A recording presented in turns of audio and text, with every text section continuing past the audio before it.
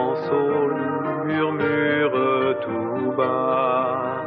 Suis-moi, suis ma voix, elle te conduira dans l'azur au-dessus des montagnes bleues. Tout est possible si tu veux.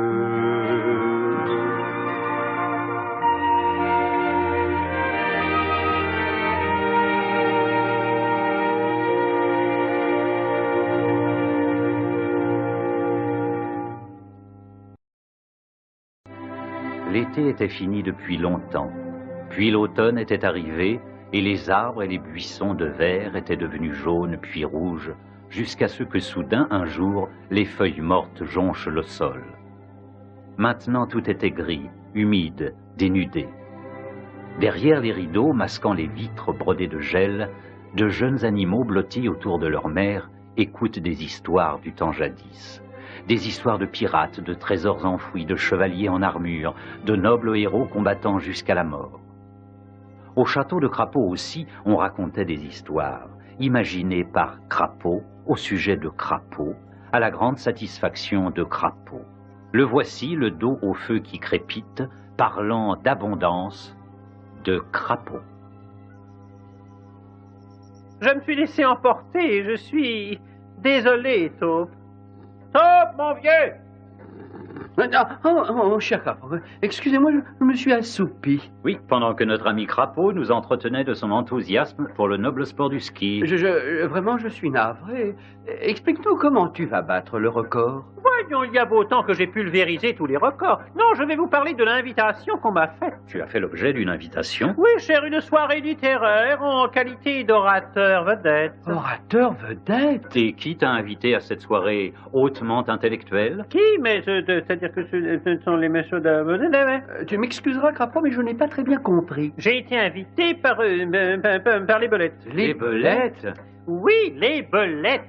Mais Crapaud, tu n'iras pas, n'est-ce pas? Bien sûr que si. Je serai le plus brillant conférencier du siècle. Le ridicule tue les crapauds aussi. Je me moque de vos opinions débiles. Je vais donner aux belettes le bénéfice de de mon immense culture littéraire. Soirée littéraire chez les belettes, Crapaud, conférencier vedette. Ha ha ha, la Crapaud. Monsieur Crapaud, cher Monsieur Crapaud, quel incommensurable honneur de vous avoir ce soir parmi nous. Les membres de notre association sont extrêmement désireux de voir et de connaître un esprit aussi talentueux, érudit, distingué et génial que le vôtre. Ah, oui, certes, cela me semble une appréciation assez juste. Alors, si nous allions rejoindre les autres membres qui prendront aussi la parole, hein, vous deux, qu'est-ce que vous attendez? Oui, c'est vrai, chef. Êtes-vous prêt, cher maître, à vous rendre dans la salle de conférence? Avec joie, c'est très aimable à vous. Après vous, maître Crapaud, après vous. Messieurs, très chers amis, je réclame le silence, s'il vous plaît. Comme vous le savez tous, nous avons l'honneur ce soir d'avoir parmi nous le très éminent Crapaud du château du même nom. Nous connaissons tous, j'en suis sûr, la situation élevée de notre invité dans la haute société, ainsi que les charmes de son ancestrale demeure. Oui. Mais avec quel goût exquis l'a meublé de la cave au grenier. Avec des fauteuils Crapaud, bien entendu. Messieurs, accueillez comme il le mérite notre éminent conférencier, Monsieur Crapaud du château du Crapaud. Merci, messieurs. Infiniment merci. Monsieur le chef des belettes, monsieur le sous-chef des belettes et toutes les belettes ici présentes. Le sujet de ma petite causerie de ce soir, c'est le crapaud. Le crapaud à travers les arbres. Ainsi que vous le savez, sans aucun doute, chaque fois qu'un danger, petit ou grand, a surgi, on peut être sûr qu'un crapaud l'a conjuré. Eh bien, en voilà une nouvelle. Bien qu'encerclés par l'ennemi, mes aïeux dinosaures. Mais je croyais que vous étiez des crapauds. Ce sont nos ancêtres, mes aïeux dinosaures, dis-je, sont restés de sang-froid dans le péril. Dites, il fait terriblement chaud ici, non? Il fait doux, monsieur Crapaud, il fait doux. Ah bon, très bien, non, d'accord. Alors, laissez-moi maintenant vous parler de l'an de grâce 1123, quand le pays lui-même en était à ses premières métamorphoses, un jeune crapaud.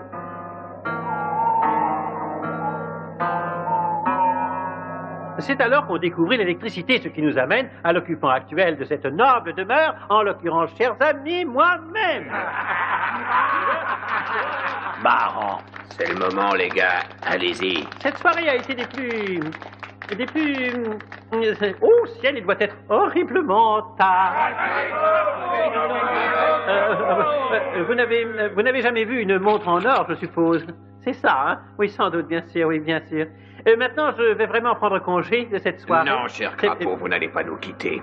Non, il ne saurait en être question. Non, mais j'assure que si vous pouvez... Non. Vous devez absolument profiter de notre hospitalité, cher ami. Mais si, j'insiste. Ah, oui, ah! Quelle main extraordinaire, monsieur Crapaud. Ses 4 doigts sont ceux d'un aristocrate. Non, mais qu'est-ce qui vous prend, voyons?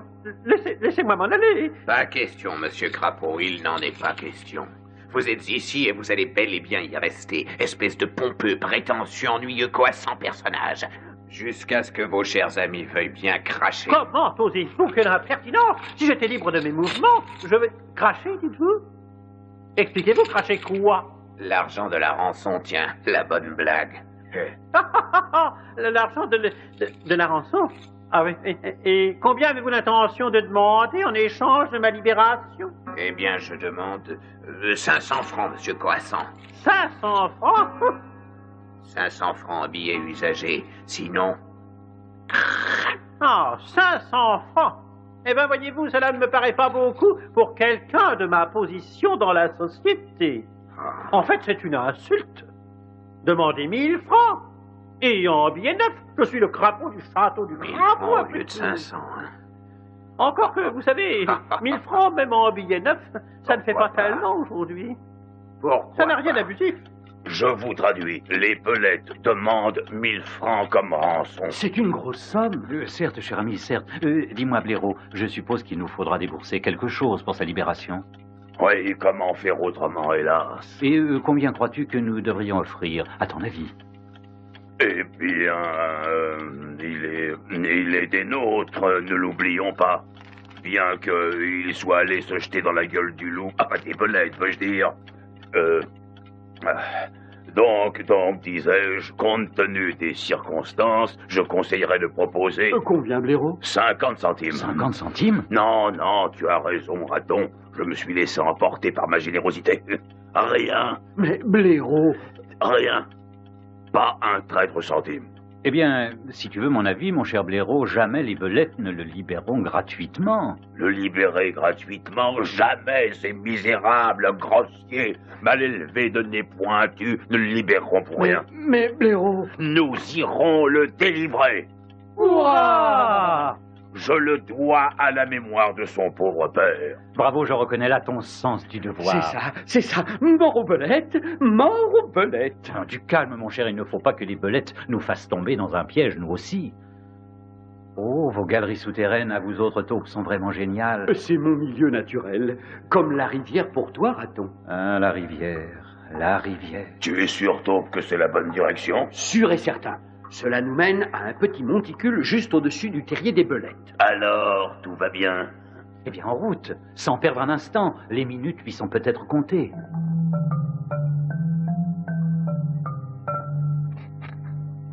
Tu peux les casser la croûte, le patron m'envoie prendre la relève. Oh, il vous tardait de venir bavarder avec moi, mon brave. Je disais justement à votre ami que je voulais vous faire partager mes connaissances. Ah, il remet ça. Ça a l'air du rail, hein? Du rail, c'est à devenir dingue. D'ailleurs, je crois que j'y suis. Je crois que j'ai le crâne qui éclate. Il n'arrête pas une seconde, je coince. C'est pas la joie, quoi. La joie, c'est l'horreur. Encore en train de râler, vous deux? Vous serez de garde à l'extérieur du terrier pendant tout l'hiver. De toute façon, courage, les gars. Le chef a dit qu'on allait se débarrasser du crapaud. D'une manière ou d'une autre. Oui? Hein?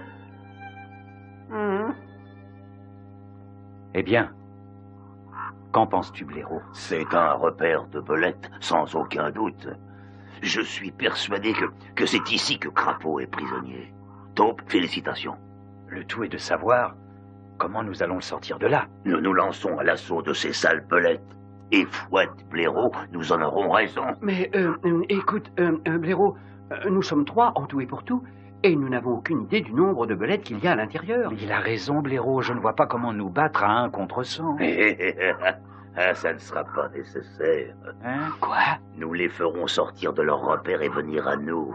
Et lorsqu'elles seront toutes dehors, zigouiller. Mais de quelle façon les fera-t-on sortir? Tu vois là cette cheminée? Hein? Plutôt minus comme installation, hein? Ah oui? Branlante, bruyante et plutôt mal fichue. Je suis navré, Blaireau. Je ne vois pas très bien où tu veux en... Ah si, j'ai tout compris. Donnez-moi 2 minutes le temps de contourner la maison et tenez-vous prêts. Mais, Raton, qu'est-ce que tu vas faire? Je vais m'amuser comme un dératé. Maintenant, Taupe, prends ton courage à 2 pattes et ton bâton dans l'une des 2. On va les assommer, on va les écrabouiller, en faire de la chair à pâté. Allez, en route!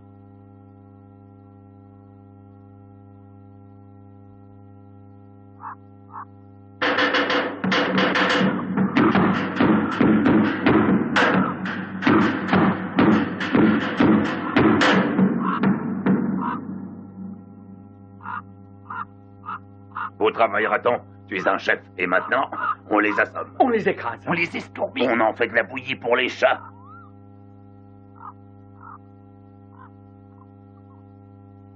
Blaireau, elle devrait déjà être sortie. Eh oui, pourquoi ne sortent-elles pas? Ouais, pourquoi? Eh bien, il n'y a qu'une seule chose à faire. Si elles ne veulent pas sortir, nous allons entrer. Prêt? Chargez! Je fonce. Vas-y! Nous arrivons! On vient de délivrer! Crapaud! Crapaud! Crapaud! Oh! Crapaud, où es-tu? Crapaud! Crapaud! Crapaud! Crapaud! Crapaud! Mais il n'y a personne. Pas plus de belettes que de crapauds. Ouais, peut-être n'y a-t-il jamais eu personne. Il y a beaucoup de marques de pas, là, par là, regardez. Et là, regarde-t-on.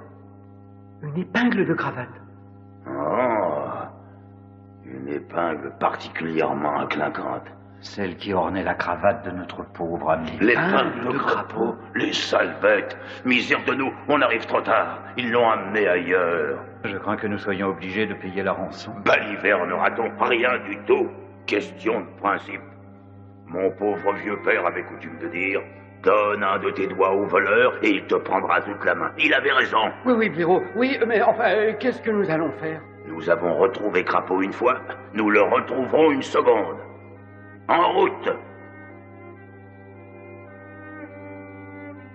Il est fort regrettable que vous n'ayez pas d'automobile. J'en ai eu plusieurs, vous savez. Il va sans dire que je suis un chauffeur tout à fait remarquable, un conducteur surdoué, et que d'ailleurs, je ne compte plus les coupes gagnées, Bravo. différents rallyes. Comment c'est? La ferme. Ah. Bouclez-la 2 secondes et écoutez-moi. Hum. On va se débarrasser de vous. Ah, excellente nouvelle. Vous allez me reconduire au château de mes ancêtres, n'est-ce pas? Non, monsieur Crapaud. Je veux dire, nous nous débarrassons de vous. Ah. Oui. Ah. Mais on est tellement gentils, nous autres, que tant que vous resterez bien tranquilles, tant que vous n'essaierez pas de nous suivre, vous conserverez toutes vos chances de ne pas tomber du haut des rochers. Ah, vous êtes vraiment des rochers? Ouais. Je peux juste apercevoir les énormes pierres et morceaux de roc à des centaines de mètres au fond du gouffre. Ah. Ah, oh, oh, oh. Attention, monsieur Crapaud, attention. Ah. Oh, oh, vous avez bien failli y aller. Ah, j'ai fait... Ah. Oh. Alors, au revoir, monsieur Crapaud. Ou peut-être devrais-je dire adieu, Crapaud. Ah, non, ne me laissez pas tout seul. Hein? Non, cher monsieur Belette, hein? Monsieur, ne m'abandonnez pas. Au ciel que j'ai mal aux pattes. On y est presque. Courage, on va pouvoir le délivrer. Vois-je une belette? En avant! Crapaud! Crapaud, ici. Où? Ah, il doit pas être bien loin. Mes chers amis les belettes, Mais que dit-il? par pitié, Par pitié, délivrez-moi de ce bandeau, par pitié. Triste. Je sais que j'ai mérité 100 fois mon sort. Crapaud, Crapaud, ne sais-tu pas où sont tes vrais amis? Je sais que je parle à tort et à travers. Je suis une vraie girouette. Oh, quel manque de dignité. Oui, je suis malheureux. Il s'humilie devant les belettes qui l'ont si méchamment bafoué. Je ferai votre vaisselle, je repriserai vos chaussettes, mais par pitié, ne me précipitez pas du haut des rochers. Oh, pauvre crapaud. Qu'en dis-tu, blaireau? J'en dis qu'il faut y Je aller. vais me tuer, pauvre de moi, je vais mourir. Crapaud! Blaireau, est-ce ta voix? Crapaud. Mon petit crapaud. Vous ici. Toutes mes épreuves vont donc prendre fin. Enlevez-moi ce bandeau qui m'aveugle. Chers vieux et fidèles amis, que je puisse contempler vos chers visages une fois encore, avant que ma dernière heure. Oh, Mais voyons, Crapaud, mon ami, explique-nous ce qu'il y a. oui, il y a que l'on ne me cache pas l'horrible vérité, cher ami de toujours. Ce corps de batracien qui fut si beau, si justement admiré, n'est plus qu'une pauvre dépouille horrible et disloquée. Ah, cher taupe, non, ne verse pas de pleurs sur moi. Mieux vaut plonger du haut des rochers en crapaud libre que continuer à vivre en batracien captif. Du haut des rochers, mais qu'est-ce que c'est que cette histoire? Tu ne les vois donc pas s'élever au-dessus de nous? N'es-tu pas effrayé par leur terrifiante et vertigineuse hauteur au ciel? Mais qu'est-ce que... Y vois-je encore clair ou bien? Tu as paniqué, ami Crapaud. Tu es tombé d'une poutre. Mais on s'est payé ta tête, mon vieux. Vous me faites rire. Elle est bien bonne. Je savais tout au long que c'était une poutre. Je vous ai bien eu tous, hein, vous trois là, et les belettes. Et cette proposition de raccommoder leurs chaussettes, qu'est-ce que tu en fais? Ça, blaireau, me voyons. C'était une feinte géniale de mon invention, destinée à donner le change avant que je ne leur tombe dessus à pattes raccourcies et que je les rosse. Oh, vraiment? Tout cela est inutile, maintenant que vous avez payé ma rançon. Combien ont-ils demandé? Ils exigeaient 1000 francs. Comment ça, c'est tout ce qu'ils ont demandé, hein? Et combien avez-vous craché en réalité? Rien. Comment ça, rien? Quoi, rien? Pas un traître centime. Comment pas un centime? Mais enfin... Enfin, rien, Crapaud, rien du tout. C'est une question de principe. Une question de principe, dis-tu? Obéis à des gens de cette sorte et ils se croient autorisés à terroriser la société. Ah, vraiment? Alors, dans ce cas, heureusement que je me suis libéré grâce à mon courage, mon flair et mon ingéniosité. Savez-vous que ces infâmes mustélidés voulaient me retenir prisonnier? Moi, le Houdini du château du crapaud. Pourrait-on me détacher les pattes, s'il vous plaît? D'accord, Crapaud, laisse-moi te retourner. Merci. Et voilà. T'as une petite minute, il y a un mot épinglé au dos de ta veste. Un mot? Voyons ce qu'il y a d'écrit. Vous pouvez le ravoir pour ce qu'il vaut. Hein? Qu'est-ce que c'est? C'est-à-dire pour rien. Pour rien? Pour rien? Oh. Pour rien? Moi, si génial!